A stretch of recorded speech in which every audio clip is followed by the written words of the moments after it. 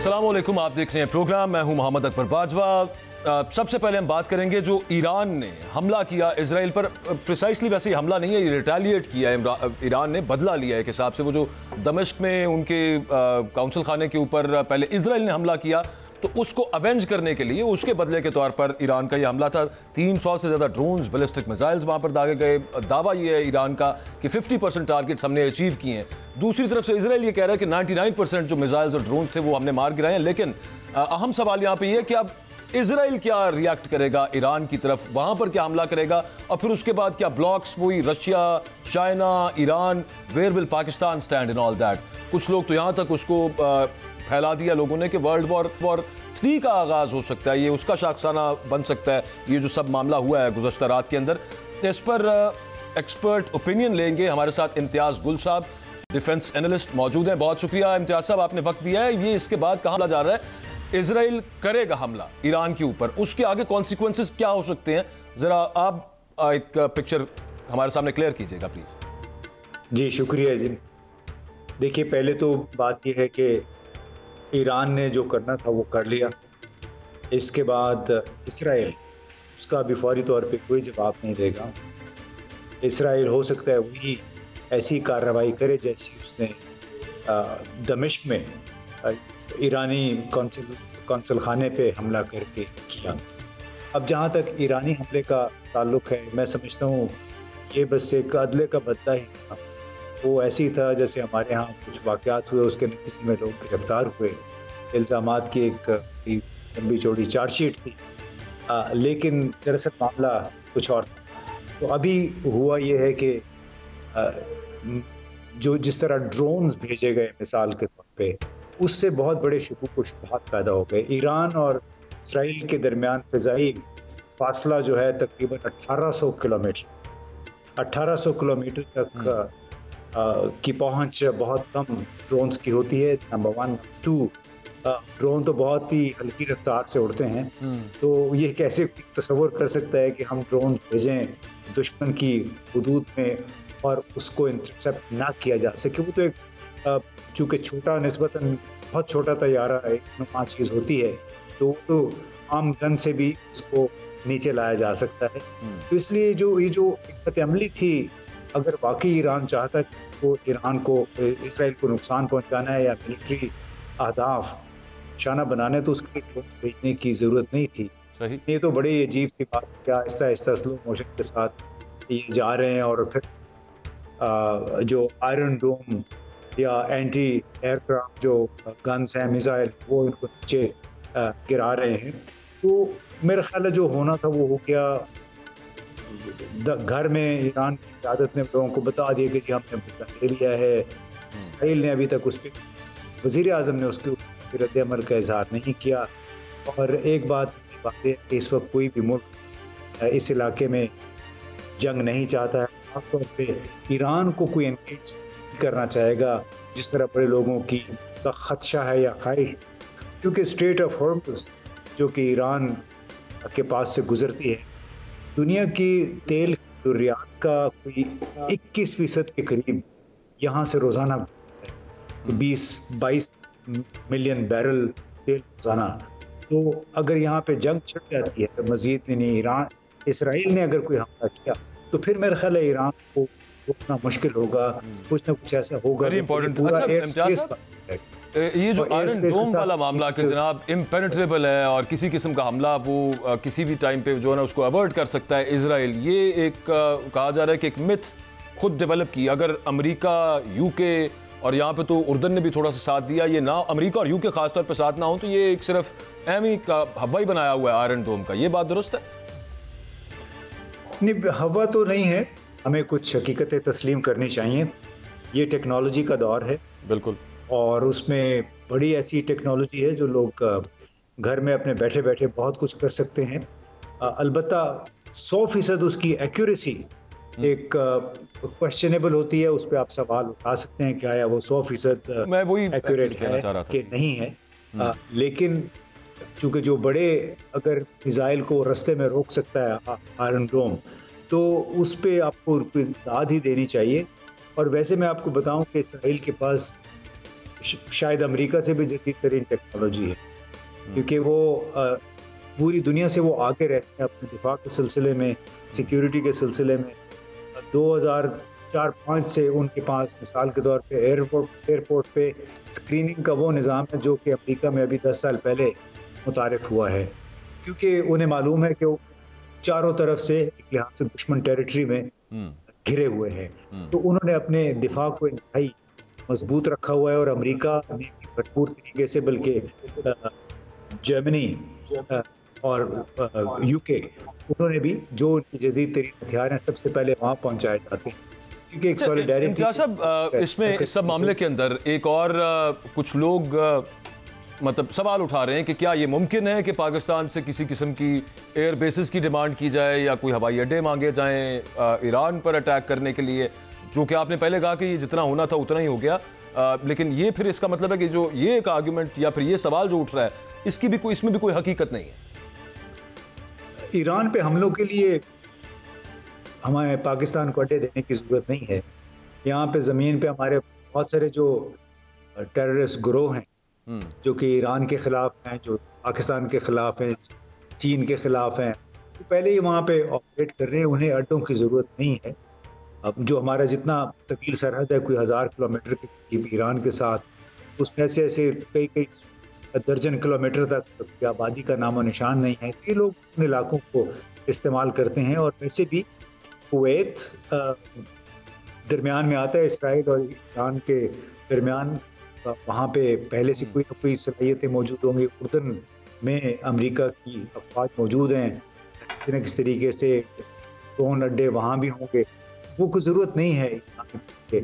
हाँ, उनको तंग करने के लिए आप इन तमाम ममालिक में ये ऐसे काम कर सकते हैं जिससे ईरान को वक्तन फ़वक्तन कचौके लगाते रहें, वहाँ पे डिस्टेबलाइजेशन करते रहें।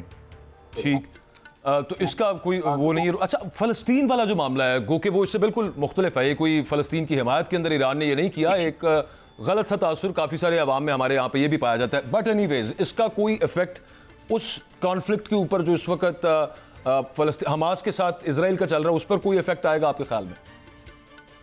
नहीं, उस पर असर क्या होना है? इसराइल में अब तक तकरीबन 34,000 फ़लस्तीनियों को इसराइल ने शहीद कर दिया हुआ है। 20-21 लाख के करीब लोगों को जनूबी गजा से निकाल लिया है। दुनिया उस इसराइल का कुछ नहीं बिगाड़ सकी है। तो इसीलिए उसने कोशिश की है, इसराइलियों ने भी, कि दोनों मामलात को आप अलग थलग रखें। और जहाँ तक हमास का ताल्लुक है, मैं तो उस पर गलत हूँ, लेकिन अभी तक मेरा ये ख्याल है कि हमास किसी न किसी तरीके से इसराइली इंटेलिजेंस एजेंसी के ट्रैप में आया है। जो 7 अक्टूबर का एक्शन किया था, उसके जरिए इतना बड़ा जवाब पैदा होगा इसराइल के लिए गजा की पट्टी पे हमला करने का, और जनूबी गजा से उन्होंने लोगों को निकाल दिया है। शिमाली गजा पे भी उनका कंट्रोल हो जाएगा, जनूबी भी हो जाएगा। तो जितने मकामी लोग हैं वो जाके बेचारे मिस्र के सहराओं में पनाह गुज़ीर हो जाएं। तो हमास ने जो भी किया, कोई फ़लस्तीनियों के हक़ में अच्छा नहीं किया। तवीलुल मायाद नुक्ते नज़र से वो इंतहाई नुकसानदेह है फ़लस्तीनियों के लिए। बिल्कुल ठीक। थैंक यू वेरी मच इम्तियाज़ गुल साहब, आपने अपना कीमती वक्त दिया और अपना एनालिसिस इस सब मामले के ऊपर रखा। यकीनन आपको भी इस मामले को लेकर क्लैरिटी आई होगी। एक ब्रेक लेंगे, ब्रेक से वापस आएंगे। खालिद कदूमी साहब हमारे साथ मौजूद होंगे, तर्जुमान हमास, आफ्टर दिस ब्रेक।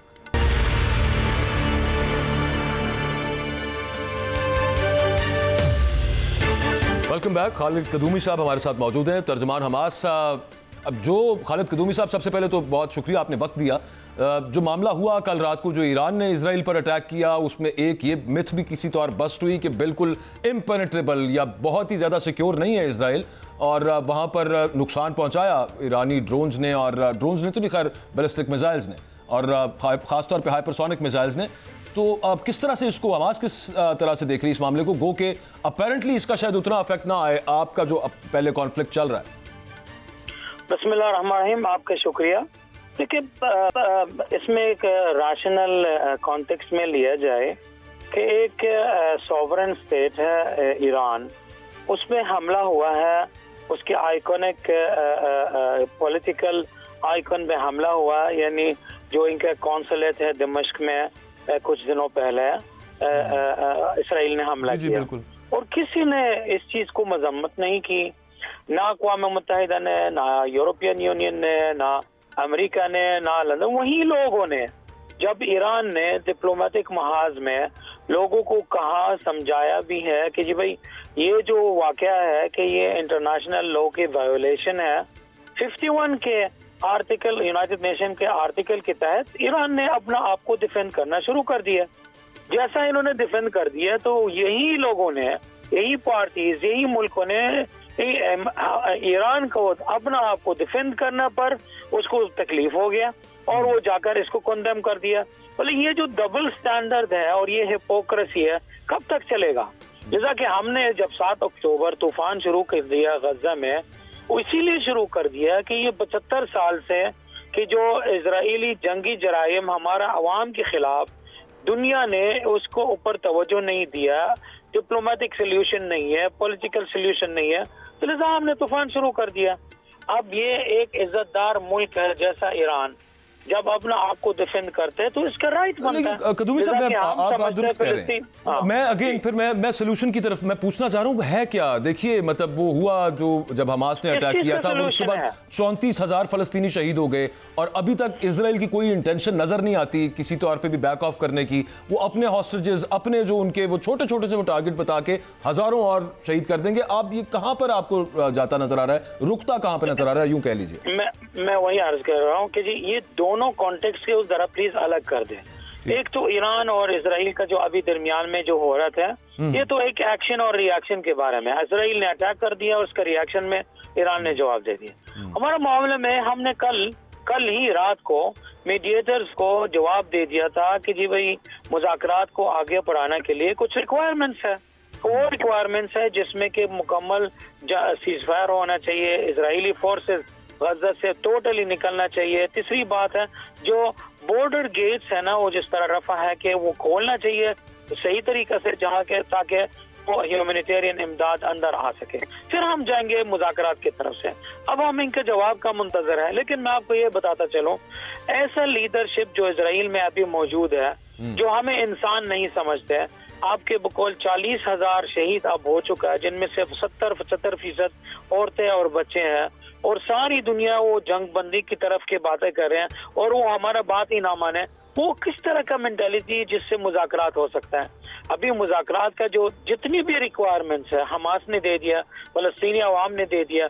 हम अमेरिकन के बकौल हमास की एटीट्यूड सीरियस है और पॉजिटिव रिस्पॉन्स है, लेकिन इसके बावजूद अफसोस ये है ये जो डबल स्टैंडर्ड है। यानी अभी अगर बाइडेन साहब जो है ना वो कह रहा है कि जंग रोकना, क्या मतलब है जंग रोकना, जब इन्होंने कल परसों $2 बिलियन का बजट मंजूरी किया है कि इसराइल को असलहा फराहम करने का। इसराइल अभी जो है ना उसका सही तरीके से ना मुस्लिम उम्मा से, ना अपना रीजन से, ना इंटरनेशनल कम्युनिटी से कोई सही डिप्लोमेटिक प्रेशर आ रहा है। वरना इसराइल का तो क्या औकात है? इसराइल अभी तो इनका इकोनॉमी तौर पे टूट रहा है, सिक्योरिटी तौर पे हमारा मुजाहिदीन ने इसको एक्सप्लॉइट कर दिया है। अभी सिर्फ और सिर्फ करप्ट लीडरों की वजह से जो इजराइल में मौजूद है, एक्सट्रीम और शिद्दत पसंद लीडरों की वजह से ये सीज फायर नहीं हो रहा। लिहाजा कि मैं समझता हूँ आप क्या कह रहे हैं, सोल्यूशन यही होता। आई फेल टू अंडरस्टैंड, आप ये कह रहे हैं इजराइल टूट रहा है जी, या मैं गलत समझ पाया? जी आप ये फरमा रहे थे कि इजराइल टूट रहा है। देखिए इकोनॉमी वाइज से $76 बिलियन इसका इकोनॉमी लॉसेस है, और उसका जो जानी नुकसान है कि तकरीबन कोई 7,000 सोल्जर इजरायली मारा गया है। सातवां महीना अब शुरू हो रहा है। इन चीजों के बाद इसकी आवाम है नेतन्याहू के खिलाफ सड़कों पे निकला हुआ है। इनका जो एल्डर्स है वो कह रहा है कि जी हमारे लीडरशिप ने इस दलदल में भेज दिया है। इसका मतलब क्या है? इसका मतलब ये होता है कि सिर्फ और सिर्फ कि अगर डिप्लोमेटिक प्रेशर आएगा है स्पेशली अमेरिका की तरफ, जिसमें इसराइल को समझ आ जाए कि जी आगे वो नहीं रह सकता, तो ये जंग बंदी हो जाएगी। इसके बगैर तो कैसे जंग रुकेगा?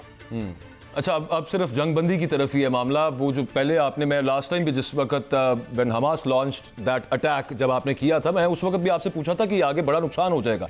आपने फरमाया था कि ये ज़रूरी था ये करना, और नुकसान तो खैर बहुत सारा हुआ। जो वैसे मलबा बना दिया पकड़ के तमाम, और उसके अलावा जो ह्यूमैनिटेरियन लॉस है वो अपनी जगह पे है। अब आप इस वक्त सिर्फ जंगबंदी चाह रहे हैं और मजीद हमास की तरफ से कोई अटैक्स नहीं होंगे, इस चीज की भी गारंटी होगी अब आपकी तरफ से इजराइल? जंगबंदी का तो सिर्फ जंगबंदी की बात नहीं होता, उसमें कि मैंने अर्ज किया था एक पूरा पैकेज है। इजरायली फोर्सेस पुल आउट होगा। कदूमी साहब क्यों मानेंगे वो पूरा पैकेज आपका? पॉलिटिकल सोल्यूशन है, रियलिस्टिकली स्पीकिंग रियासत का यह काम होगा, फिर वही हल हो जाएगा। यानी हमारा अवाम को अमन मिलना चाहिए। ये जो जरूरी बात किया है इसलिए कि ये जो मुनाफिक आलमी बरादरीन है 75 साल से हमें ना डिप्लोमेसी के थ्रू से ना पॉलिटिकल के थ्रू से कि जी हमें राइट्स वापस दे दिया, तो फिर हम मजबूर होकर इस रास्ते पे निकले हुए हैं। अब तो आगे एक हदफ होता है, ये हदफ ये होता है कि हमारा अवाम के लिए कि आज़ादी हो, हमारा अवाम के लिए अमन और अमान हो, और ये आज़ादी की रास्तेदारी बात कुर्बानी के बगैर नहीं होता। नहीं तो आप फिर ये समझते हैं कि ठीक है आज़ादी का रास्ता तो ना हो कुर्बानी के, लेकिन वो चंद लोग आपने जो हमला किया उसमें इजराइल पे अटैक किया, वो छोटे छोटे टैक्टिकल टारगेट शायद अचीव किए लेकिन बहुत बड़ा लॉस करवा लिया अपना भी साथ। आप समझते हैं कि still you stand by that statement कि वो दुरुस्त इक़दाम था? तूफान जो है ना बिल्कुल दुरुस्त है। इसके नतीजा आप खुद सुन ले। अभी आप हमारे अवाम से जाकर पूछ ले आपने क्या करना है। रफा में रहने वाले लोग अमेरिकन रिसर्च सेंटर के मुताबिक 75% उनमें से है वो अपना घर को नहीं छोड़ना चाहते हैं, और अगर इजराइल ने रफा पे हमला करना है वो अपने घरों में शहीद होना चाहते हैं। और अगर ये जंग रुकेगा, इन्होंने दूसरा दिन अगर कोई सियासत की तरफ जाना है, 70% उनमें से कहा कि हमने हमास को वोट देना। इसका मतलब ये क्या है? इसका मतलब है हमारा अवाम ने जो दुनिया को इंतजार करने में बेचारे मायूस होकर इस रास्ते पे निकले हुए, आज भी कह रहे कि 40,000 शहीद होने के बाद और क्या रह गया हमने खो जाना है। मैं भी एग्जैक्टली कह रहा था sir, that came at a very heavy price. से बहुत बड़ी कीमत है उसकी कि सिर्फ दुनिया को ये पता चल गया कि यहाँ पे कॉन्फ्लिक्ट क्या चल रहा है, बट 40,000 के करीब लोग शहीद हो गए। 100% मुत्तफिक हूँ कि आजादी का जो फल है ना, अलजायर वालों से पूछा जाए जिन्होंने 1 मिलियन शहीद दे दिया है करेंसियों के सामना करने में, और इस तरह का दीगर नेशंस है दुनिया में, इन्होंने शहादाओं के इतना दिया है ताकि अपना आज़ादी दिया। देखें आखिरी लफ्ज जो मैं आपको ये अर्ज करना चाहता हूँ, जो आज़ादी होता है और जीत वो आपको कोई गिफ्ट नहीं देगा, आपको छीनना ही पड़ेगा। ये जीत है ना कोई आपको सोना के प्लेट में गिफ्ट करके नहीं देगा, खास तौर पर ऐसे मुनाफिक जहान के साथ जब आप डील करते हो। एब्सोल्युटली, आपकी दुरुस्त फरमा रहे हैं आप। बहुत शुक्रिया खालिद कदूमी साहब, आपने अपना कीमती वक्त दिया। वापस आएंगे, स्टे विद अस।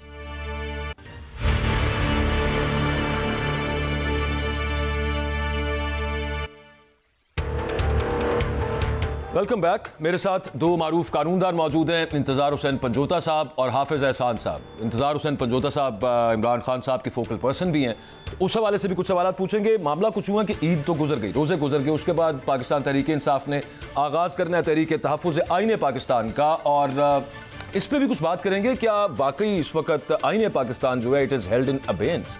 सेकंड ये है कि तहरीक कितनी कामयाब हो जाएगी। 6 जमातें तो हैं इसके अंदर और आगाज़ इसका सरप्राइजिंगली बलूचिस्तान से हो रहा है। चलें, लेकिन बाकी सूबों के अंदर कैसे होगा? क्या हुकूमत को किसी तरह से फोर्स कर सकेगी तहरीक? एक ही बड़ी जमात इसके अंदर शामिल है, वो पाकिस्तान तहरीक इंसाफ है।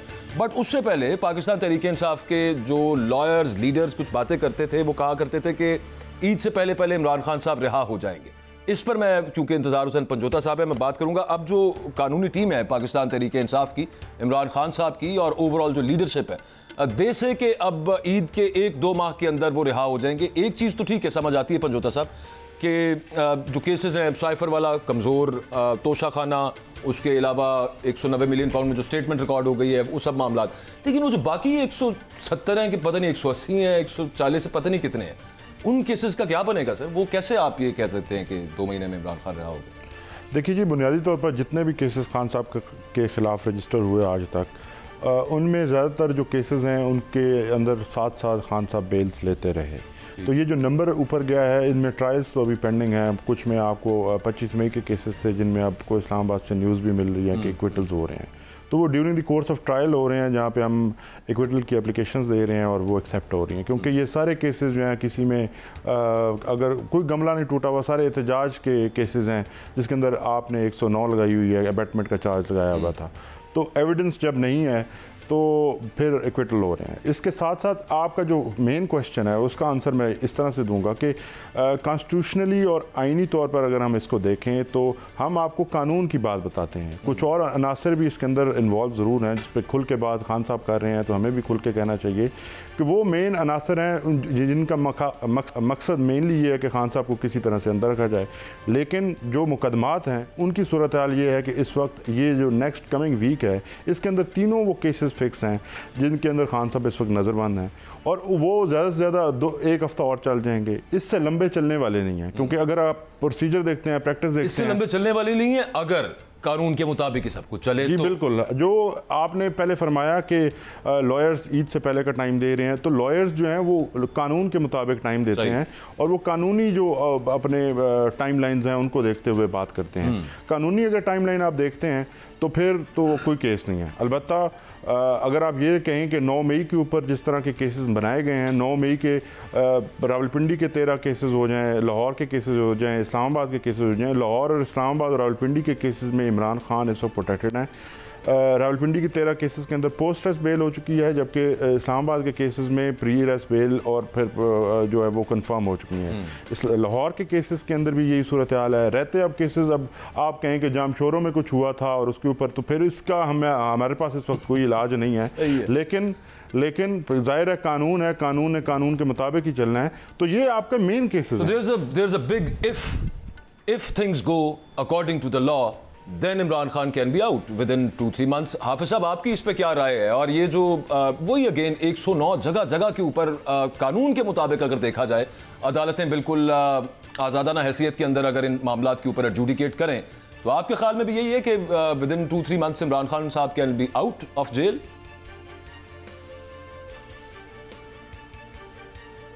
बिस्मिल्लाहिर्रहमानिर्रहीम। बाजवा साहब, आपका शुक्रिया। मैं ये समझता ये हूँ कि जब आप पाकिस्तान के पॉलिटिकल प्रोसेस के अंदर होते हैं और पाकिस्तान की ये पॉलिटिकल हिस्ट्री भी इस तरह की है कि यहाँ पे पॉलिटिकल केसेस बनते भी हैं और अल्टीमेटली वो लैंड करते हैं आपकी अदालतों के अंदर, और जब अदालतों के अंदर करते हैं तो उसका जो फर्स्ट ईयर है उन सारी चीज़ों को सही स्क्रूटनी करने का वो आपके हाई कोर्ट्स होती हैं। और हाई कोर्ट्स के अंदर जब आप जाते हैं तो वहाँ के ऊपर आप लॉ पॉइंट्स भी लेते हैं और ट्रायल के नीचे जो आपके लूप होल्स हैं उन्हें भी आप पॉइंट आउट करते हैं। लेकिन जो सबसे इम्पॉर्टेंट चीज़ उसके अंदर आती है और वो ये आती है कि आप उस अदालत का एहतराम कितना करते हैं या उस अदालत के चीफ जस्टिस के ऊपर या जजेस के ऊपर आपका कॉन्फिडेंस कितना है। और यही सबसे बड़ा प्रॉब्लम मैं समझता हूँ कि इन सारे मामलात के अंदर आया हुआ है कि एक तरफ तो ये है कि केसेस आए, और ये आपको एक इसकी और मैं हिस्ट्री भी बताता हूँ कि हमने खामखा इस्लामाबाद हाई कोर्ट को क्रिटिसाइज़ किया हुआ है। अगर आप दोनों लीडर्स के केस देख लें, चाहे नवाज़ शरीफ के केसेस थे या चाहे PTI के चेयरमैन इमरान खान साहब के केसेस हैं, तो कोई एक ऐसा फ़ैसला बाजवा साहब नहीं है जो नवाज़ शरीफ के ख़िलाफ़ इस्लामाबाद हाई कोर्ट ने दिया हो, यानी कि नीचे से कुछ सेंटेंस आई हो जो नैब के केसेस थे और उसको उन्होंने कंफर्म किया हो, और ना ही PTI के चेयरमैन का कोई ऐसा केस है कि जो नीचे से आया हो और इस्लामाबाद हाई कोर्ट ने उसे कंफर्म किया हो। अब उसके अंदर जो इम्पोर्टेंट ये है कि जब आप इस सिस्टम के अंदर जाएं तो मेरा ये ख्याल है कि मुनासिब यही है कि जिस तरह हमने अपने चीफ जस्टिस के ख़िलाफ़ एक लैंग्वेज या एक नैरेटिव हमने बनाया है कि एक तरफ हम कहते हैं कि जी हम रिज़ाइन करें और रिज़ाइन करें चीफ जस्टिस, और दूसरी तरफ हम उसी कोर्ट के अंदर जाते हैं, तो ये वो प्रॉब्लम है कि मैं समझता हूँ जो एक डायकॉटमी है। इस्लामाबाद हाई कोर्ट के जज साहिबान ने खुद अपने चीफ जस्टिस को खत लिखा, उन्होंने उसको नहीं किसी खातिर में लाए, वो उसको वो मामला आपने देखा ही है, वो सब मामला क्या हुआ। सब उधर से भी निकल आते हैं। लाहौर की सर कुछ बात कर लें, यहाँ पे एक बंदा एक दिन के 4-4 मुकदमों में और मुख्तलिफ जगह पर एक एंगल पे बात कर रहा हूँ, पहले उधर चल जाएं फिर वो जजेस वाला भी आ जाता है। जी चलें, आप पूरी कर लें बात। जी आवाज आई है? जी आप सब आवाज आ रही है। अच्छा चले, मेरी गुजारिश छोटी सुन लीजिए कि जो ये सारा कुछ सर चले इसी को थोड़ा सा और बढ़ा लेते हैं। ये सब कुछ जुड़ा हुआ है, ये जो तहरीके तहफ़्फ़ुज़े आईन पाकिस्तान तहरीके इंसाफ चलाने पर की बात कर रही है, ईद के बाद अब वो स्टार्ट हो जानी है। पशीन से कब से जी जलसा स्टार्ट हो रहा है आपका? पहला कब है? पशीन में कल जलसा हो चुका है जी, पशीन में भी हो चुका है, और नेक्स्ट जो शेड्यूल है वो भी अनाउंस हो चुका है। 28 को कराची में है और 29 को लाहौर में। अच्छा, वेरी इंटरेस्टिंग टू सी कि कराची और लाहौर के अंदर इजाज़त मिलती है कि नहीं। हाफिज साहब, आपसे सिर्फ ये सवाल है कि इस वक्त आईन पाकिस्तान जो है वो नहीं है एक्सरसाइज के अंदर और उसको तहफ़्फ़ुज़ की ज़रूरत है आपके ख्याल? बिल्कुल है। देखें ना, मैं आपको चीज़ बताऊं, आपके अंदर सुप्रीम कोर्ट काम कर रही है, आपके हाई कोर्ट्स काम कर रही हैं, और जहाँ तक पुलिस एक्सेसिव की बात है वो तो हर दौर के अंदर आती है और पुलिस इस्तेमाल होती है।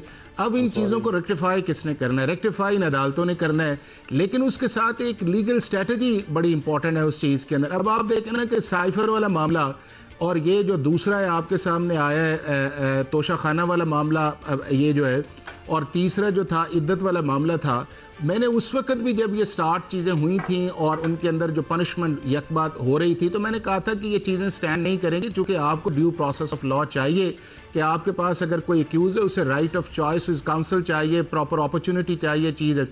अब आप देखें ना कि साइफर मामले के अंदर केस इस्लामाबाद हाई कोर्ट के अंदर ये आया कि जी ड्यू प्रोसेस ऑफ लॉ जो है उसको फॉलो नहीं किया जा रहा, और अगर इसी के ऊपर पॉइंट रहता तो ये डेफिनेटली केस रिमांड हो रहा है। मैं अब उसके अंदर जो डिफेंस आया वो ये आया, इसी तरह के बाकी मामलात हैं के अंदर हमें राइट ऑफ काउंसिल नहीं दिया गया। बिल्कुल ठीक है। अब मैं चूंकि सर आगे बढ़ते हैं थोड़ा सा, इसी तरह के मामलात हैं तो फिर डिफेंस काउंसिल ने पॉइंट की।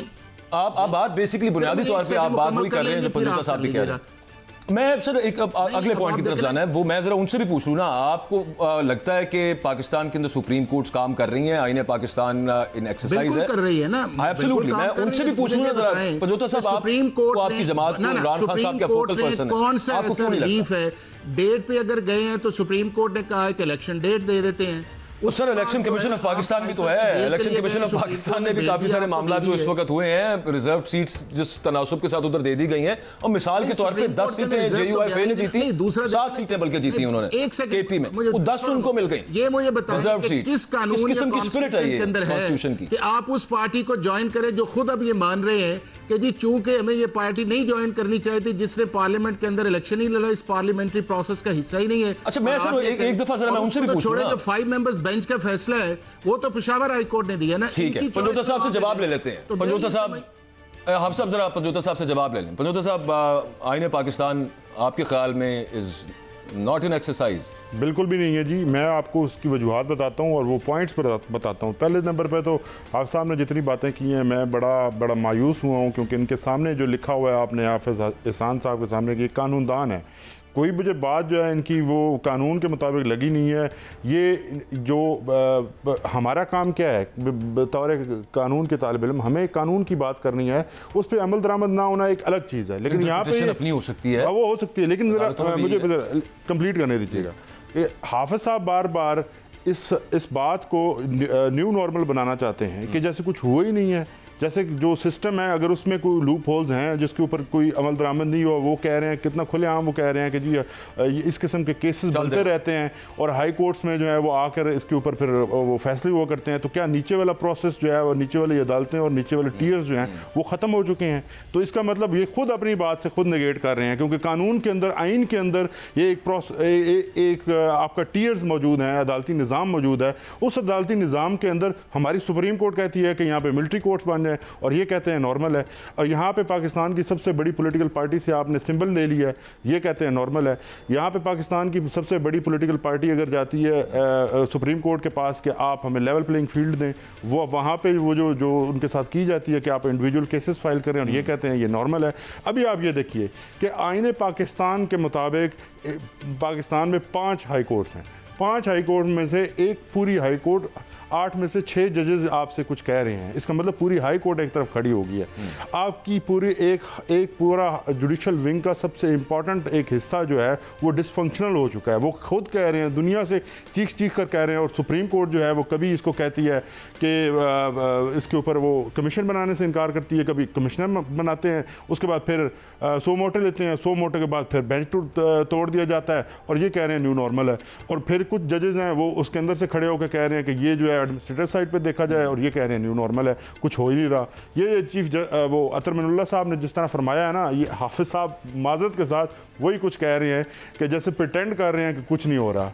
हमें सबको आंखें खोलनी है। अगर पहले आप इस पॉइंट पे आएंगे कि जब तक आप ये एक्सेप्ट नहीं करेंगे कुछ हो नहीं रहा, अभी भी अगर आपको इससे बड़े धमाके और क्या हों कि आपके सामने आपके आइन की धज्जियाँ उड़ा दी गई हैं, आइन के अंदर जो तहफ़्फ़ुज़ात हैं, एक आम शहरी को जो तहफ़्फ़ुज़ात हैं, उसके अलावा सियासी जमातों को जो तहफ़्फ़ुज़ात हैं, वही अगर उनको बेसिक फंडामेंटल उनके नहीं पूरे हो रहे और आप कह रहे हैं कि आइन आपके मुताबिक चल रहा है और पूरी हाई कोर्ट आपकी इस वक्त डिसफंक्शनल हुई पड़ी है। तो मैं इसमें बड़ा हाफिज़ साहब मैं आपसे पूछना चाह रहा हूँ कि जस्टिस याजा अफरीदी साहब ने जो रिक्यूज किया है, उन्होंने कहा कि मैं ये जो सुओ मोटो लिया था 6 जजों के खत के ऊपर, वो उस बेंच से अलग हो गया। अब तो ठीक है, बेंच नया बनेगा, वो जो भी सब मामला अपनी जगह पे, लेकिन जस्टिस याजा अफरीदी को क्यों नहीं लगता कि ये 184(3) के तहत सुना जाना चाहिए ये केस? क्या उनको नहीं लगता कि ये पब्लिक इंटरेस्ट का मैटर है? देखिए, मैं आपसे गुजारिश तो कर रहा हूँ, एक तो ये है कि बजोता साहब को चाहिए ये कि मेरा अपना एक पॉइंट ऑफ व्यू मैंने दिया है, और मेरे पॉइंट ऑफ व्यू के ऊपर आप इस तरह की बात करें कि जी शायद लग नहीं रहा या इस तरह नहीं है, ये बिल्कुल बात गैर मुनासिब है। आप अपना एक आर्गूमेंट बनाएं जो आपका अपना एक व्यू पॉइंट है, लेकिन इस चीज़ के अंदर ये कहना कि जी जो मैं कहूँ वही अगला कहे तो तभी बात ठीक बनती है। यानी कि पाकिस्तान का चीफ जस्टिस जो है जो कहे वो बात नहीं है, जो हम कह रहे थे वो बात ठीक है। इस्लाम मैं सिर्फ इसमें एक बात ऐड करूंगा आपकी इजाजत के साथ कि मैं सिर्फ ये कह रहा हूँ कि आपने कानून के अंदर जो लिखा हुआ कानून है उसको आपने कानून की तरह पढ़ना है, और उसकी सीधी लाइन और सीधी इंटरप्रिटेशन बाद में आएगी। पहले आप कानून पढ़ेंगे, उसके बाद फिर अगली स्टेज आएगी। आप जो बेसिक कानून है उसी के अंदर आप एक और चीज ऐड कर रहे हैं। पाकिस्तान का सुप्रीम कोर्ट अगर कोई फैसला कर दे तो क्या मैं कहूँ कि फैसला नहीं है, गलत है फैसला, तो क्या हम उस फैसले को माने या ना माने? जी, या तनकीद हो सकती है वैसे आप साहब? फैसला को आए हम कहेंगे नहीं जी हमारी मर्जी के उसके मुताबिक है, या हम ये कहें कि जो हमें बिल्कुल ठीक है और सारा पाकिस्तान जो है वो गलत है जो उस चीज़ के अंदर आया है। तो मैं ये समझता हूँ कि यही वो एक प्रॉब्लम है कि जिस प्रॉब्लम की वजह से जो है ये सारी कॉम्प्लेक्स सिचुएशन जो है वो बनी हुई है। अब जो आपने अगला बात ये कही है कि सुप्रीम कोर्ट ने एक कॉग्निजेंस लिया, वो उन जजेस से भी मिले, उन जजेस से मिलने के बाद सुप्रीम कोर्ट के फुल कोर्ट ने एक फैसला किया, और उस फैसले के अंदर उन्होंने कहा कि हमें इसको इस प्रोसेस को डील करना चाहिए, और वो एक कमीशन की तरफ गए, तसद्दुक जिलानी साहब के नाम पे आया, प्राइम मिनिस्टर को बुलाया, हमने 3-4 दिन उसकी ऐसी दुर्गत बनाई उस सारे प्रोसेस की, और उसके बाद जब हम सुओ मोटो है तो बात अभी भी बाजवा साहब यही है कि 184(3) जो है वो आपका ना इन्वेस्टिगेशन के लिए इस्तेमाल हो सकता है, ना आपका एविडेंस रिकॉर्ड के लिए इस्तेमाल हो, हिस्ट्री में कभी भी इस तरह नहीं हुआ जब से 73 है, और ना ही उसके अंदर ये है कि आप एक लेकिन ये मामला क्या पब्लिक इंटरेस्ट का नहीं है? मेरा तो सवाल ये था सर, आप उसको कहें कि नहीं जी हम सुप्रीम कोर्ट, अल्टीमेटली आपको दोबारा उसी प्रोसेस के अंदर जाना पड़ेगा, या आप सर्विंग जज के नीचे कमीशन बनाएंगे, वो एक रिपोर्ट दे फुल कोर्ट को, फुल कोर्ट अपना फैसला कर ले, या आपको पाकिस्तान हो गया सर। इंक्वायरी एक्ट की मैं तो जस्टिस याजा अफरीदी साहब का पूछ रहा था, वो बेंच टूटा है, अब नया बेंच बनेगा, उसमें से 2 जज और निकल जाएं, फिर मामला आगे ताखीर का शिकार होता आगे तक चला जाए, पॉसिबिलिटी है। अगर मैं तो सिर्फ आपसे पूछ रहा हूं आपकी राय में, सुप्रीम कोर्ट है ये पब्लिक इंटरेस्ट का मैटर नहीं है, कुछ चीज तय कर ले तो उसके बाद हम चौको चुराहों के अंदर उसको तय करेंगे। नहीं, मैं तो आपसे पूछ रहा हूँ सर, अब उन्होंने तो उन्होंने वो अलग हो गए, और उन्होंने जो लिखा उन्होंने खुद बताया। अच्छा, ये उन्होंने साथ कहा कि आज खुद नोटिस से हाई कोर्ट सर उनके चीफ जस्टिस की आजादी को नुकसान पहुंच सकता है, वो तो खुद आजादी का रोना रो रहे हैं वहां पे जो जज साहिबान। नहीं, मुझे ये देखें, मैं आपसे कि हाई कोर्ट के जज के पास 2 पास है, एक उसके पास है कि वो कंटेम्प्ट ऑफ कोर्ट का नोटिस करके खुद उसको प्रोसेस कर सकता है या अपने चीफ जस्टिस को भेज देता है जी। अब आप ये कहें उस चीज के अंदर जाके कि कॉन्स्टिट्यूशन के अंदर हमें एडवाइस किया जाए, अब एडवाइस जो है वो कॉन्स्टिट्यूशन के अंदर जब आपकी पावर है तो आप उस पावर को इस्तेमाल करें। जब कॉन्स्टिट्यूशन ये कहता है कि मैं बगैर फेयर के, फेवर के और इलविल के काम करूंगा, अगर ये तीनों चीजें आप समझते हैं कि किसी जगह कंप्रोमाइज हुई है तो उसके 2 ही ऑप्शन है उसके, या ये है कि आप उस कॉन्स्टिट्यूशन का जो ओथ है उसके मुताबिक एक्शन करें, या आप कहें जवाब नहीं दिया कर सकता। मैं उधर भी जाना है ना, मैं असल में मैनेज भी करना है मुझे, सिर्फ मैं तो आपसे पूछ रहा था कि अगर वो समझते हैं कि 184(3) के तहत इसको नहीं सुनना चाहिए, तो 184(3) के तहत तो पब्लिक इंटरेस्ट के मैटर्स होते हैं, उनके ख्याल में ये आपको ये राय दुरुस्त लगती है कि ये पब्लिक इंटरेस्ट का मैटर आपकी राय में है कि नहीं? चल मैं आप बता देखें मैं आपको पाकिस्तान के फुल कोर्ट ने फैसला किया, और यही वो बुनियाद थी जिसके ऊपर फैसला अभी तो एक ने एक्सप्रेस किया है ना।